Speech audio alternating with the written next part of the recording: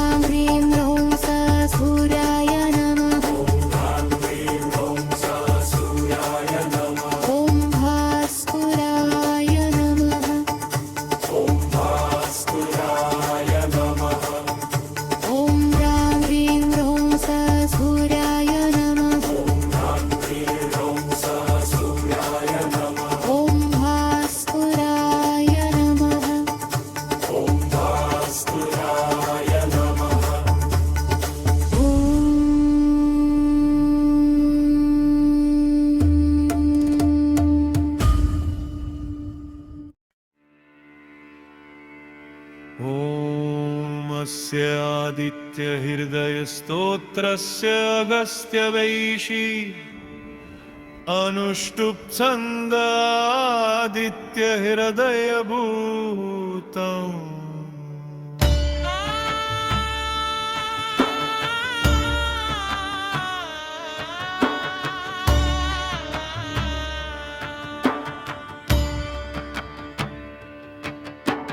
भगवान् ब्रह्मा देवता निरस्ता शेषविघ्नतया ब्रह्मा इद्या सिद्धौ सर्वत्र जयसिद्धौ च विनियोगः ततो युद्धपरिश्रान्तं समरे चिन्तया स्थितं रावणं चाग्रतो दृष्ट्वा युद्धाय समुपस्थितम् दैवतैश्च समागम्य द्रष्टुमुभ्यागतो रणम् उपगम्या प्रवीद्रामगस्त्यो भगवांस्तदा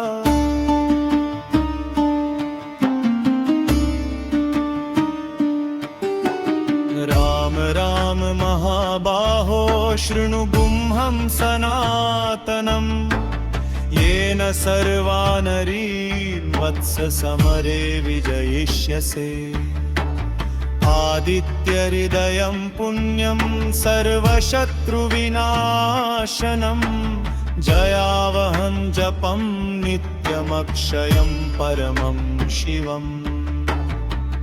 सर्वमङ्गलमागलुयं सर्वपापप्रणाशनम् चिन्ताशोकप्रशमनमायुर्वर्धनमुत्तमम् रश्मिमन्तं समुद्यन्तं देवासुरनमस्कृतं पूजयस्व विवस्वन्तं भास्करं भुवनेश्वरम् सर्वदेवात्मको ह्येष तेजस्वी रश्मिभावनम्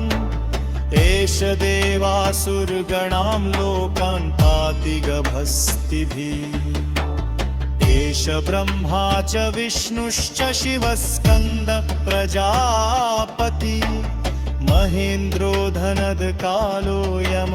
सोमो ह्याभां पति पितरो वसवसाध्याश्विनो मरुतो मनु वायुर्वहिन प्रजा प्राणऋतुकर्ता प्रभाकर आदित्य सविता सूर्य खगपूषा गभस्तिमान् सुवर्णं सदृशो भानुर्हिरण्यरेता दिवाकर हरिदश्व सहस्रार्ची सप्त सप्तिर्मरीचिमान् तिमिरोन्मथनं शम्भुस्त्वष्पमार्तण्डकुङ्कुमान् हिरण्यगर्भशिशिरस्तपनो हस्करो रवि अग्निगर्भोदिते पुत्रशङ्खः शिशिरनाशन व्योमनाथस्तमो भेदी ऋग्यजूसामपार्ग घनवृष्टिर्पां मित्रो विन्ध्यवीथि प्लवङ्गमा आतपी मण्डली मृत्युपिगल्ल सर्वतापना पदे विश्वो महातेजा रक्त सर्वभवोद्भव नक्षत्रग्रहताराणामधिपो विश्वभावना तेजसामपि तेजस्वी द्वादशात्मन्नमोऽस्तु ते नमः पूर्वाय गिरे पश्चिमायाद्रये नमः ज्योतिर्गणानां पतये दिनाधिपतये नमः जयाय जय भद्राय हरेश्वाय नमो नमः नमो नमः सहस्राक्षो आदित्याय नमो नमः नमो उग्राय वीराय सारंगाय नमो नमः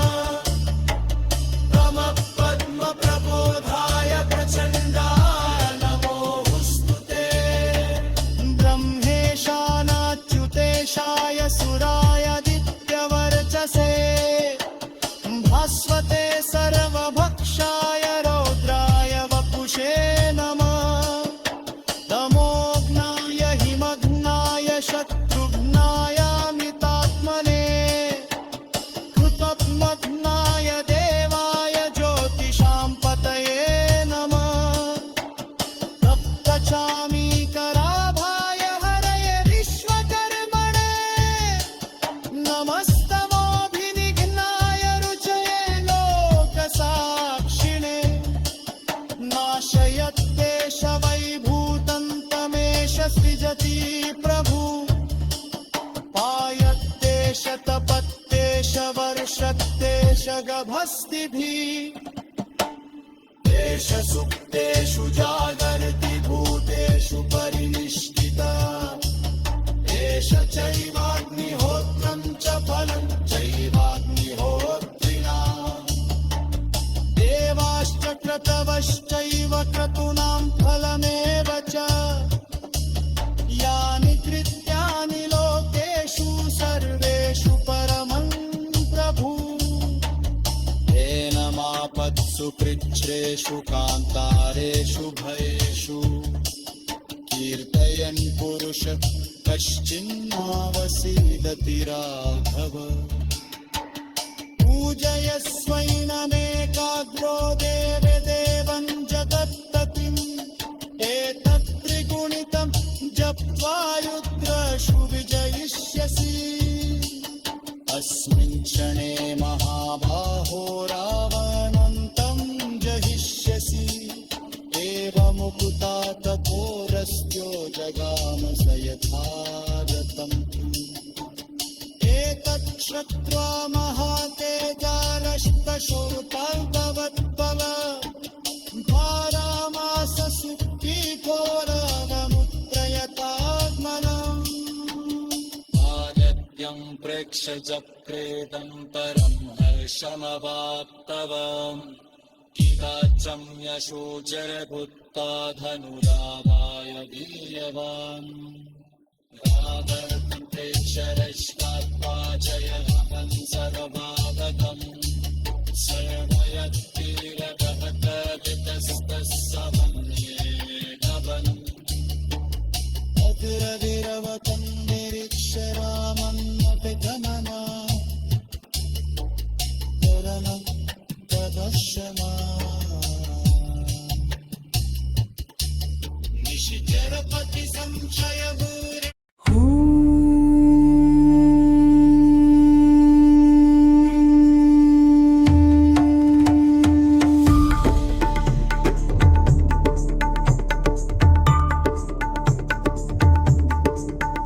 ॐ रां ह्रीं रौं स सूर्याय नमः ॐ भास्कराय नमः ॐ रां ह्रीं रौं स सूर्याय नमः ॐ भास्कराय नमः ॐ रां ह्रीं रौं स सूर्याय नमः ॐ भास्कराय नमः ॐ रां ह्रीं रौं स सूर्याय नमः ॐ भास्कराय नमः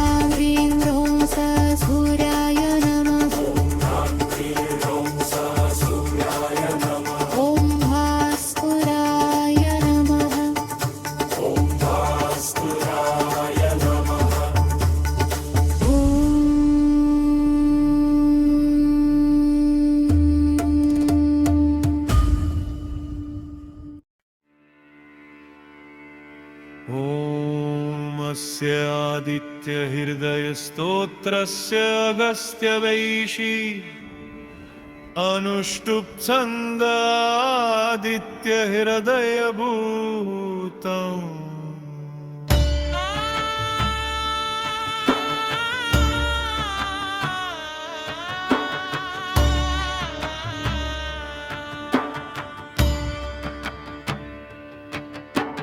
भगवान् ब्रह्मा देवता निरस्ता शेषविघ्नतया ब्रह्मा इद्या सिद्धौ सर्वत्र जयसिद्धौ च विनियोगः ततो युद्धपरिश्रान्तं समरे चिन्तया स्थितं रावणं चाग्रतो दृष्ट्वा युद्धाय समुपस्थितम् दैवतैश्च समागम्य द्रष्टुमुभ्यागतो रणम् उपगम्या प्रवीद्रामगस्त्यो भगवांस्तदा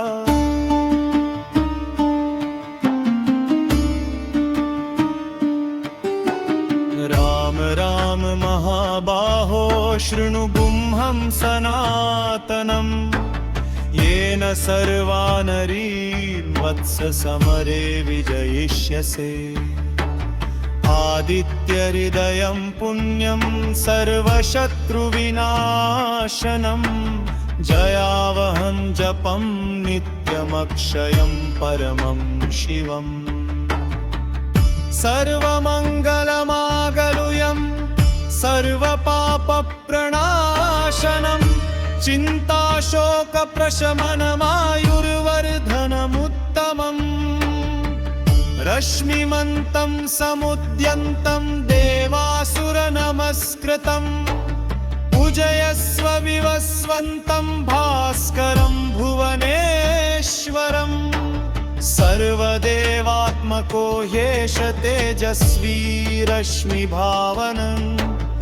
एष देवासुरगणां लोकान् पाति गभस्तिभिः एष ब्रह्मा च विष्णुश्च शिवस्कन्द प्रजापति महेन्द्रो धनद कालो यम सोमो ह्यापां पति पितरो वसवसाध्याश्विनो मरुतो मनु वायुर्वहिन प्रजा प्राणऋतुकर्ता प्रभाकर आदित्य सविता सूर्य खगपूषा गभस्तिमान् सुवर्णं सदृशो भानुर्हिरण्यरेता दिवाकर हरिदश्वसहस्रार्ची सप्तसप्तिर्मरीचिमान् तिमिरोन्मथनं शम्भुस्त्वष्पमार्तण्डकुङ्कुमान् हिरण्यगर्भशिशिरस्तपनो हस्करो रवि अग्निगर्भोदिते पुत्रशङ्खः शिशिरनाशन व्योमनाथस्तमो भेदी ऋग्यजूसामपार्ग घनवृष्टिर्पां मित्रो विन्ध्यवीथि प्लवङ्गमा आतपी मण्डली मृत्युपिगण्ड सर्वतापना पदे विश्वो महातेजा रक्त सर्वभवोद्भव नक्षत्रग्रहताराणामधिपो विश्वभावना तेजसामपि तेजस्वी द्वादशात्मन्नमोऽस्तु ते नमः पूर्वाय गिरे पश्चिमायाद्रये नमः ज्योतिर्गणानां पतये दिनाधिपतये नमः जयाय जय भद्राय हरेश्वाय नमो नमः नमो नमः सहस्राक्षो आदित्याय नमो नमः नमो उग्राय वीराय सारंगाय नमो नमः नमः पद्मप्रबोधाय प्रचण्ड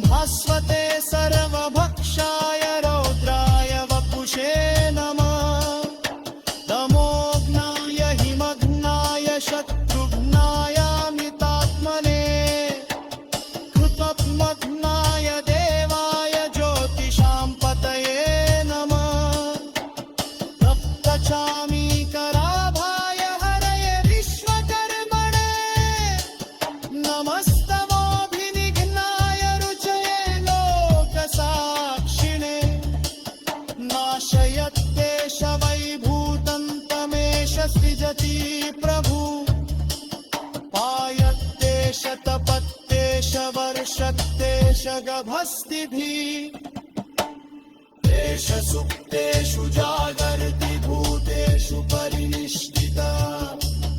एष चैवाग्निहोत्रं च फलं चैवाग्निहोत्रिणाम् देवाश्च क्रतवश्चैव क्रतूनां फलमेव च यानि कृत्यानि लोकेषु सर्वेषु परमं प्रभु एनमापत्सु कृच्छ्रेषु कान्तारेषु भयेषु कीर्तयन् पुरुष कश्चिन्नावसीदति राघव पूजयस्वैनमेकाग्रो देवदेवं जगत्पतिम् एतत् त्रिगुणितं जप्त्वा युद्धेषु विजयिष्यसि अस्मिन् क्षणे महाबाहो रावणं तं जहिष्यसि एवमुक्ता तपोरस्त्यो जगाम स यथागतं एतत् श्रुत्वा महातेजारश्कशोर्पवद्भव भारामास सुप्ती घोरवमुत्रयतात्मनम् आगत्यं प्रेक्ष्य चक्रेदं परं हर्षमवाप्तवान् किराचं यशोजरभुत्ता धनुरावाय वीर्यवान् रावणं शरश्वात्पाचयहं सर्वावगम्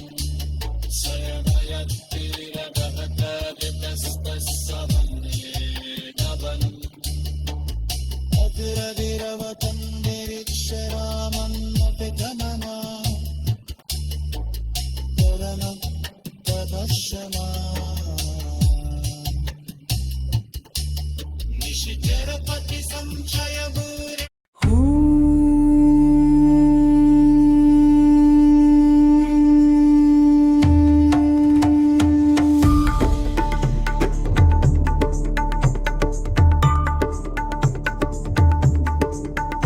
ॐ रां ह्रीं रौं स सूर्याय नमः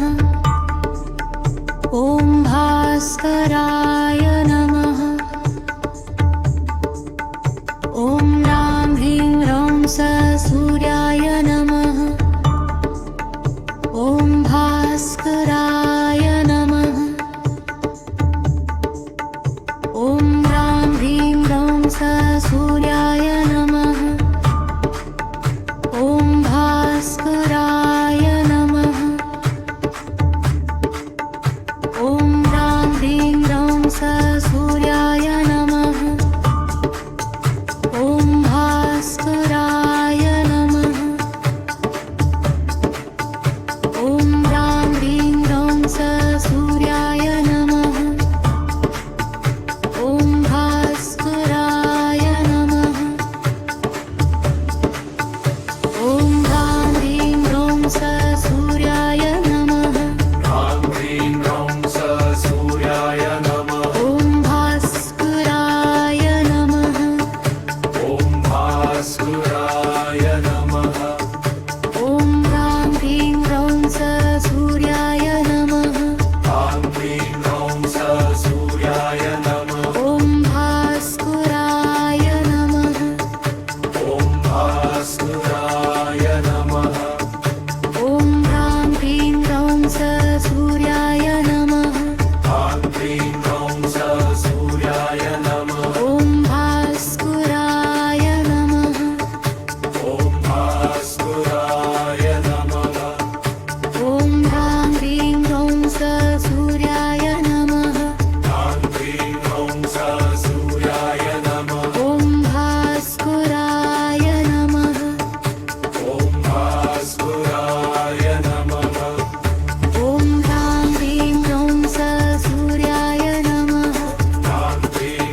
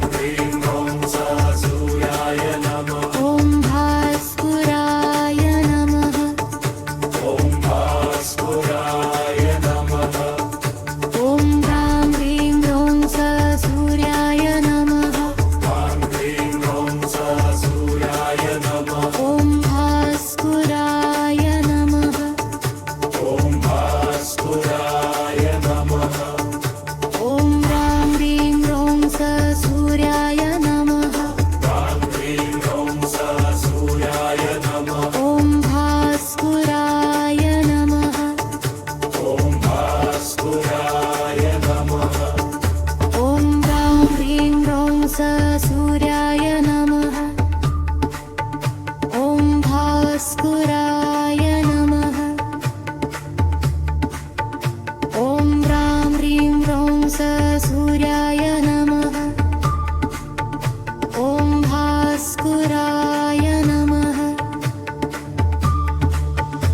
ॐ ह्रां ह्रीं ह्रौं स सूर्याय नमः सूर्याय नमः ॐ भास्कराय नमः भास्कराय नमः ॐ ह्रां ह्रीं ह्रौं स सूर्याय नमः सूर्याय नमः ॐ भास्कराय नमः भास्कराय नमः ॐ ह्रां ह्रीं ह्रौं स सूर्याय नमः सूर्याय नमः ॐ भास्कराय नमः भास्कराय नमः ॐ ह्रां ह्रीं ह्रौं स सूर्याय नमः सूर्याय नमः ॐ भास्कराय नमः भास्कराय नमः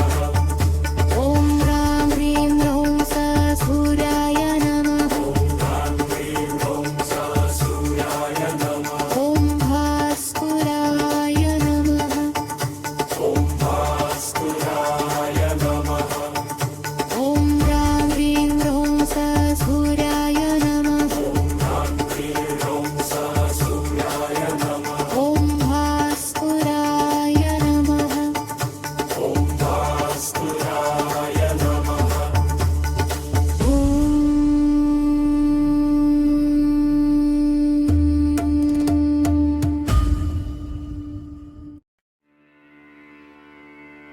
ॐ अस्य आदित्यहृदयस्तोत्रस्य अगस्त्यवैशी अनुष्टुप् छन्दादित्यहृदयभूतम्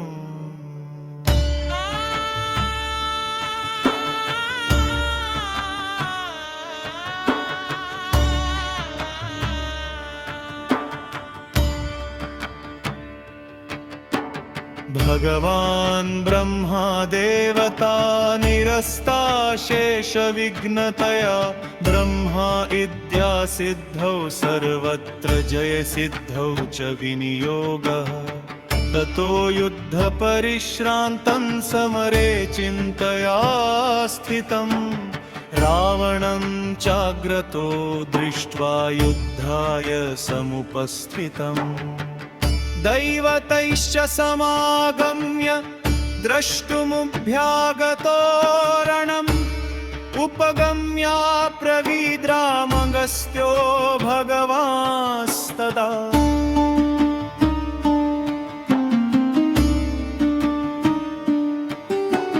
राम राम महाबाहो शृणु गुह्यं सनातनम् येन सर्वा नरीन् वत्स समरे विजयिष्यसे आदित्यहृदयं पुण्यं सर्वशत्रुविनाशनं जयावहं जपं नित्यमक्षयं परमं शिवम् सर्वमङ्गलमागलुयं सर्वपापप्रणाशनम् चिन्ताशोकप्रशमनमायुर्वर्धनमुत्तमम् रश्मिमन्तं समुद्यन्तं देवासुरनमस्कृतम्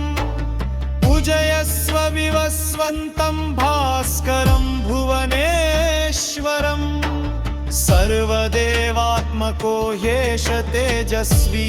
रश्मिभावनम् एष देवासुरगणां लोकान् पाति गभस्तिभिः एष ब्रह्मा च विष्णुश्च शिवस्कन्द प्रजापति महेन्द्रो धनद कालो यम सोमो ह्यापां पति पितरो वसवसाध्याश्विनो मरुतो मनु वायुर्वहिन प्रजा प्राणऋतुकर सविता सूर्य खगपूषा गभस्तिमान् सुवर्णं सदृशो भानुर्हिरण्यरेता दिवाकर हरिदश्वसहस्रार्ची सप्तसप्तिर्मरीचिमा तिमिरोन्मथनं शम्भुस्त्वष्पमार्तण्डकुङ्कुमान् हिरण्यगर्भशिशिरस्तपनो हस्करो रवि अग्निगर्भोदिते पुत्रशङ्खः शिशिरनाशन व्योमनाथस्तमो भेदी ऋग्यजूसामपार्ग घनवृष्टिर्पां मित्रो विन्ध्यवीथि प्लवङ्गमा आतपी मण्डली मृत्युपिगल्ल सर्वतापना पदे विश्वो महातेजा रक्त सर्वभवोद्भव नक्षत्रग्रहताराणामधिपो विश्वभावना तेजसामपि तेजस्वी द्वादशात्मन्नमोऽस्तु ते नमः पूर्वाय गिरे पश्चिमायाद्रये नमः ज्योतिर्गणानां पतये दिनाधिपतये नमः जयाय जय भद्राय हरेश्वाय नमो नमः नमो नमः सहस्राक्षो आदित्याय नमो नमः नमः उग्राय वीराय सारंगाय नमो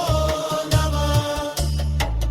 नमः पद्मप्रबोधाय प्रचण्डाय नमोऽस्तु ते ब्रह्मेशानाच्युतेशाय सुरायादित्यवर्चसे भास्वते सर्वभक्षाय रौद्राय वपुषे नमः तमोघ्नाय हिमघ्नाय शत्रुघ्नायामितात्मने कृतघ्नाय देवाय ज्योतिषां पतये नमः तप्तचामीकराभाय हरये विश्वकर्मणे नमस्तमोऽभिनिघ्नाय रुचये लोकसाक्षिणे नाशयत्तेष वैभूतं तमेष सृजति प्रभु पायत्तेष तपत्तेष वर्षत्तेष गभस्तिभिः एष सुप्तेषु जागर्ति भूतेषु परिनिष्ठिता एष चैवाग्निहोत्रं च फलं चैवाग्निहोत्रिणा देवाश्च क्रतवश्चैव क्रतूनां फलमेव च यानि कृत्यानि लोकेषु सर्वेषु परमं प्रभु मापत्सु कृच्छ्रेषु कान्तारेषु भयेषु कीर्तयन् पुरुष कश्चिन्नावसीदति राघव पूजयस्वैनमेकाग्रो देवदेवं जगत्पतिम् एतत् त्रिगुणितं जप्त्वा युद्धेषु विजयिष्यसि अस्मिन् क्षणे महाबाहो रावणं तं जहिष्यसि एवमुक्ता तथोरस्यो जगाम स यथागतं एतत् श्रुत्वा महातेजारश्वशोतागवद्भव भारामास सुप्तीघोरवमुत्रयतात्मनम् आगत्यं प्रेक्ष चक्रेदं परं हर्षमवाप्तवान् किराचं यशोचरभूत्वा धनुराभाय वीर्यवान्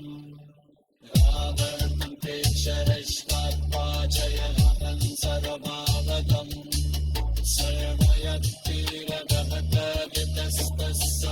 सर्वयत्तिरगतवितस्तस्समन्येकवन्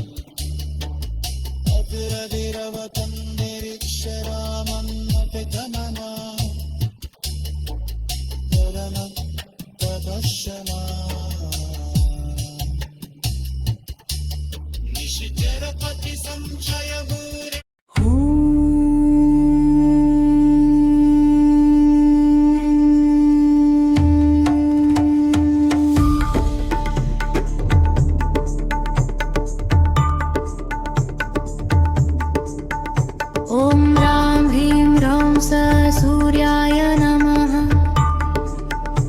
ॐ भास्कराय नमः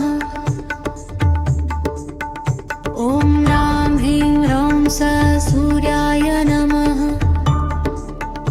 ॐ भास्कराय नमः ॐ ह्रां ह्रीं ह्रौं सूर्याय नमः ॐ भास्कराय नमः ॐ ह्रां ह्रीं ह्रौं सूर्याय नमः ॐ भास्कराय नमः ॐ ह्रां ह्रीं ह्रौं सूर्याय नमः ॐ भास्कराय नमः ॐ ह्रां ह्रीं ह्रौं सूर्याय नमः ह्रां ह्रीं ह्रौं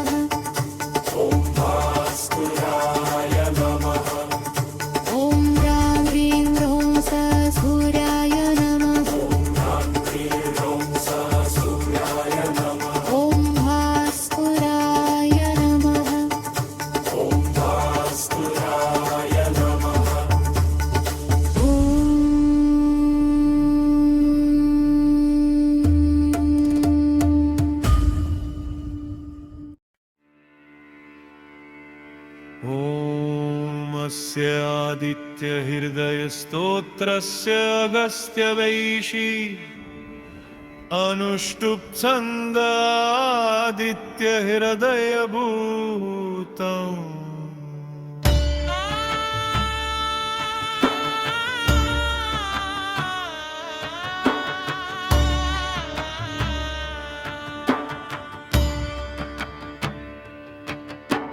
भगवान् ब्रह्मा देवता निरस्ता शेषविघ्नतया ब्रह्मा इद्या सिद्धौ सर्वत्र जयसिद्धौ च विनियोगः ततो युद्धपरिश्रान्तं समरे चिन्तया स्थितं रावणं चाग्रतो दृष्ट्वा युद्धाय समुपस्थितम् दैवतैश्च समागम्य द्रष्टुमुभ्यागतो रणम् उपगम्या प्रवीद्रामगस्त्यो भगवांस्तदा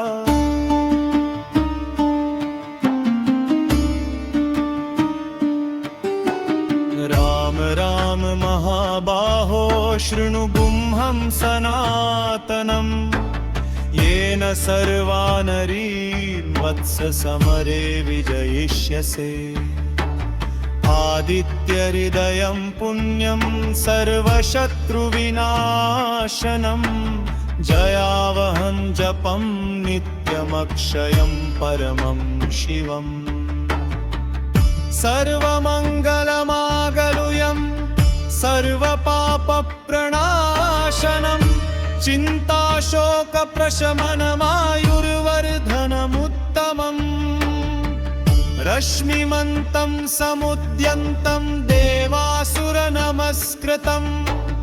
पूजयस्व विवस्वन्तं भास्करं भुवनेश्वरम् सर्वदेवात्मको ह्येष तेजस्वी रश्मिभावनम् एष देवासुरगणां लोकान् पाति गभस्तिभिः एष ब्रह्मा च विष्णुश्च शिवस्कन्द प्रजापति महेन्द्रो धनद कालो यम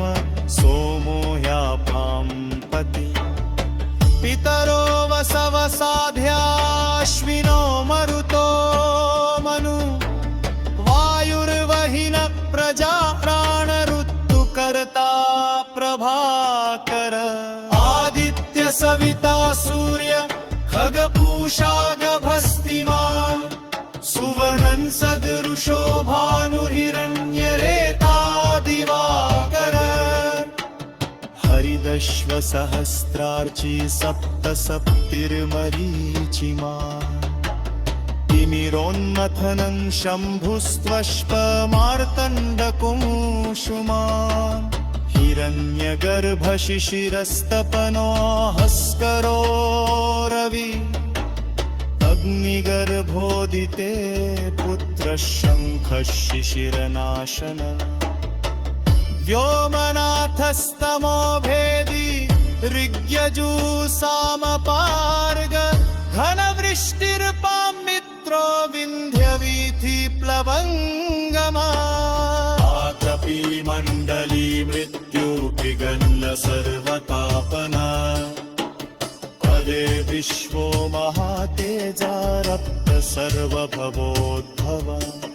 नक्षत्रग्रहताराणामधिपो विश्वभावना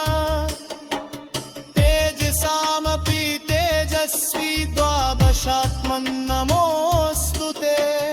नमः पूर्वाय गिरे पश्चिमायाद्रये नमः ज्योतिर्गणानां पतये दिनाधिपतये नमः जयाय जय भद्राय हरेश्वाय नमो नमः नमो नमः सहस्राक्षो आदित्याय नमो नमः नमो उग्राय वीराय सारंगाय नमो नमः नमः पद्मप्रबोधाय प्रचण्डाय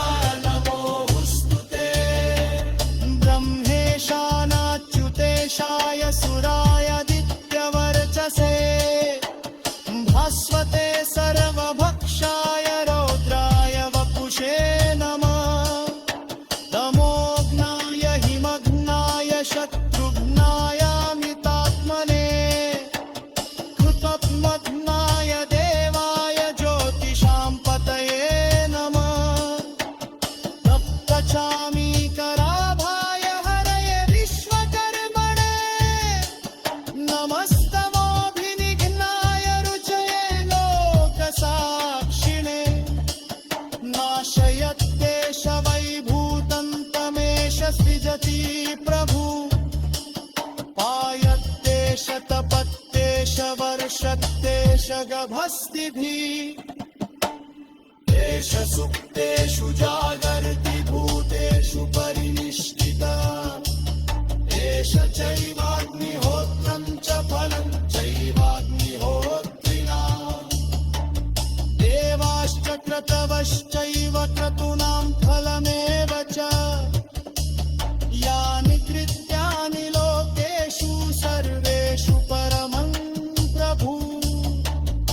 एनमापत्सु कृच्छ्रेषु कान्तारेषु भयेषु कीर्तयन् पुरुष कश्चिन्नावसीदति राघव पूजयस्वैनमेकाग्रो देवदेवं जगत्पतिम् एतत्त्रिगुणितं जप्त्वा युद्धेषु विजयिष्यसि अस्मिन् क्षणे महाबाहो रावणं तं जहिष्यसि एवमुक्ता तपोरस्त्यो जगाम स यथागतं एतत् श्रुत्वा महातेजारश्कशोर्पवद्भव भारामास सुखीघोरवमुत्रयतात्मनम् आगत्यं प्रेक्ष्य चक्रेदं परं हर्षमवाप्तवान् किराचं यशोचरभूत्वा धनुरावाय वीर्यवान् रावणं सर्वागतम्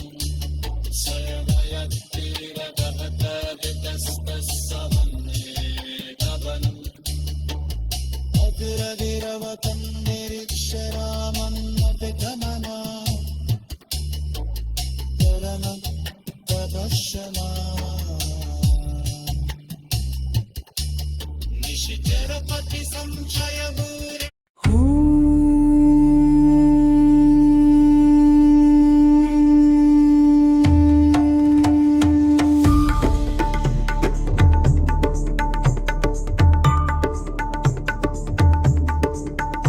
ॐ रां ह्रीं रौं स सूर्याय नमः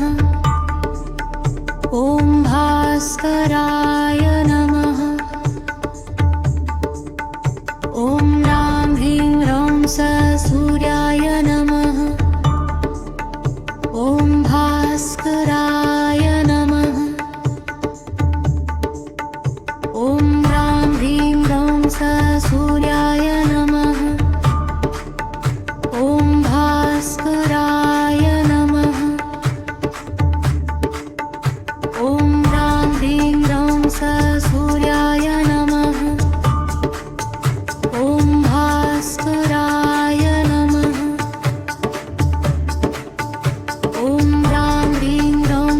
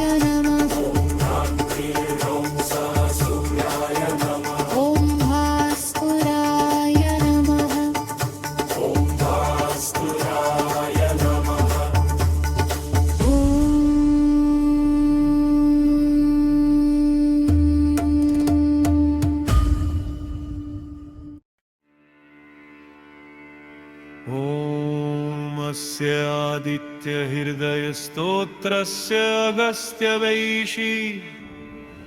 अनुष्टुप् छन्दादित्यहृदयभूतम्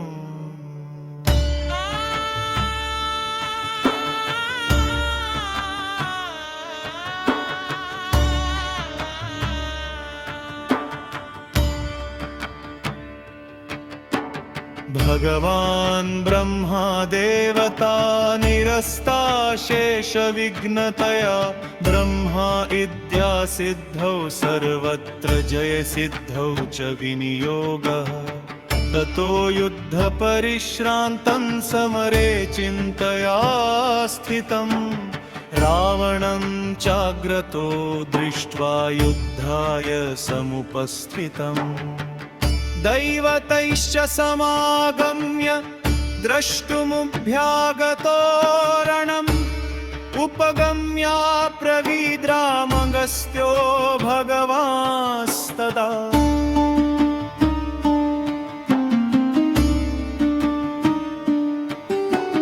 राम राम महाबाहो शृणु गुह्यं सनातनम् येन सर्वा नरीर्वत्स समरे विजयिष्यसे आदित्यहृदयं पुण्यं सर्वशत्रुविनाशनं जयावहं जपं नित्यमक्षयं परमं शिवम् सर्वमङ्गलमागलुयं सर्वपापप्रणाशनम् चिन्ताशोकप्रशमनमायुर्वर्धनमुत्तमम् रश्मिमन्तं समुद्यन्तं देवासुरनमस्कृतम् पूजयस्व विवस्वन्तं भास्करं भुवनेश्वरम् सर्वदेवात्मको ह्येष तेजस्वी रश्मिभावनम् एष देवासुरगणां लोकान् पाति गभस्तिभिः एष ब्रह्मा च विष्णुश्च शिवस्कन्द प्रजापति महेन्द्रो धनद कालो यम सोमो ह्याभां पति पितरो वसवसाध्याश्विनो मरुतो मनु वायुर्वहिन प्रजा प्राणऋतुकर्ता प्रभाकर आदित्य सविता सूर्य खगपूषा गभस्तिमान् सुवर्णं सदृशो भानुर्हिरण्यरेता दिवाकर हरिदश्व सहस्रार्ची सप्त सप्तिर्मरीचिमान् तिमिरोन्मथनं शम्भुस्त्वष्पमार्तण्डकुंशुमान् हिरण्यगर्भशिशिरस्तपनो हस्करो रवि अग्निगर्भोदिते पुत्रशङ्खः शिशिरनाशन व्योमनाथस्तमो भेदी ऋग्यजूसामपार्ग घनवृष्टिर्पां मित्रो विन्ध्यवीथि प्लवङ्गमा आतपी मण्डली मृत्युपिगन्न सर्वतापना पदे विश्वो महातेजा रक्त सर्वभवोद्भव नक्षत्रग्रहताराणामधिपो विश्वभावना तेजसामपि तेजस्वी द्वादशात्मन्नमोऽस्तु ते नमः पूर्वाय गिरे पश्चिमायाद्रये नमः ज्योतिर्गणानां पतये दिनाधिपतये नमः जयाय जय भद्राय हरेश्वाय नमो नमः नमो नमः सहस्राक्षो आदित्याय नमो नमः नमः उग्राय वीराय सारंगाय नमो नमः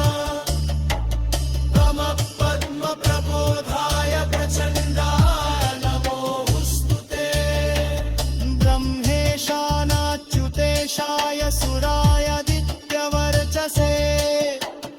भास्वते सर्वभक्षाय रौद्राय वपुषे नमः तमोघ्नाय हिमघ्नाय शत्रुघ्नायामितात्मने कृतमग्नाय देवाय ज्योतिषां पतये नमः तप्तचामीकराभाय हरये विश्वकर्मणे नमस्तमोऽभिनिघ्नाय रुचये लोकसाक्षिणे नाशयत्तेष वैभूतं तमेष सृजति प्रभु पायत्तेष तपत्तेष वर्षत्तेष गभस्तिभिः एष सुप्तेषु जागर्ति भूतेषु परिनिष्ठिता एष चैवाग्निहोत्रं च फलं चैवाग्निहोत्रिणा देवाश्च क्रतवश्चैव क्रतूनां फलमेव च यानि कृत्यानि लोकेषु सर्वेषु परमं प्रभु येनमापत्सु कृच्छ्रेषु कान्तारेषु भयेषु कीर्तयन् पुरुष कश्चिन्नावसीदति राघव पूजयस्वैनमेकाग्रो देवदेवं जगत्पतिम् एतत्त्रिगुणितं जप्त्वा युद्धेषु विजयिष्यसि अस्मिन् क्षणे महाबाहो रावणन्तं जहिष्यसि एवमुक्ता तपोरस्त्यो जगाम स यथागतं एतत् श्रुत्वा महातेजारश्कशोर्पगवद्भव भारामास सुप्तीघोरवमुत्रयतात्मनम् आगत्यं प्रेक्ष्य चक्रेदं परं हर्षमवाप्तवान् किराचं यशोचरभूत्वा धनुरावाय वीर्यवान् रावणेक्षरश्कात्पाचयहं सर्वागतं सर्वयत्ति